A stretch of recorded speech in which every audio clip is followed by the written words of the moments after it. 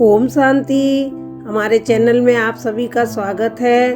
आप सबके लिए सुंदर कहानी लेकर आए हैं जिसका शीर्षक है अज्ञानता और लोभ का परिणाम। आइए सुनते हैं कहानी। एक कुम्हार को मिट्टी खोदते हुए अचानक एक हीरा मिल गया। उसने उसे अपने गधे के गले में बांध दिया।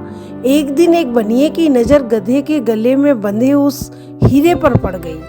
उसने कुम्हार से उसका मूल्य पूछा। कुम्हार ने कहा 1.25 सेर गुड़। बनिए ने कुम्हार को 1.25 सेर गुड़ देकर वह हीरा खरीद लिया।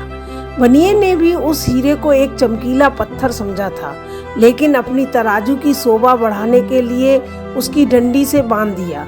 एक दिन एक जौहरी की नज़र बनिए के उस तराजू पर पड़ गई। उसने बनिए से उसका दाम पूछा। बनिए ने कहा 5 रुपए। जौहरी कंजूस व लालची था। हीरे का मूल्य केवल 5 रुपए सुनकर समझ गया कि बनिया इस कीमती हीरे को एक साधारण पत्थर का टुकड़ा समझ रहा है। वह उससे भाव ताव करने लगा। 5 नहीं 4 रुपए ले लो।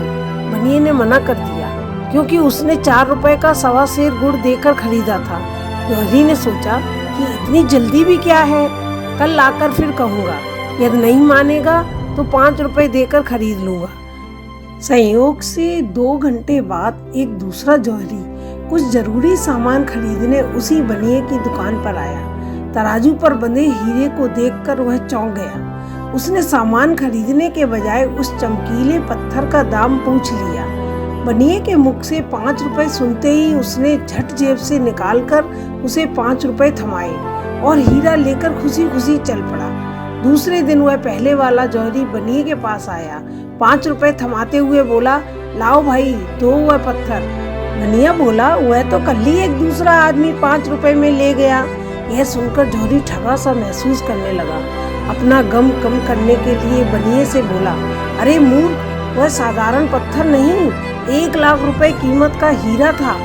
बनिया बोला, मुझसे बड़ी मूर्ख तो तुम हो। मेरी दृष्टि में तो वह साधारण पत्थर का टुकड़ा था जिसकी कीमत मैंने 4 रुपए मूल्य के 1.25 सेर गुड़ देकर चुकाई थी, पर तुम जानते हुए भी 1 लाख की कीमत का वह पत्थर 5 रुपए में भी नहीं खरीद सके। मित्रों, हमारे साथ भी अक्सर ऐसा होता है। हमें हीरे रूपी सच्चे शुभ चिंतक मिलते हैं, लेकिन अज्ञानतावश पहचान नहीं कर पाते और उसकी उपेक्षा कर बैठते हैं, जैसे इस कथा में कुम्हार और बनिए ने की। और कभी पहचान भी लेते हैं, अपने अहंकार के चलते तुरंत स्वीकार नहीं कर पाते और परिणाम पहले जौहरी की तरह हो जाता है और पश्चाताप के अतिरिक्त कुछ हासिल नहीं हो पाता है। ओम शांति।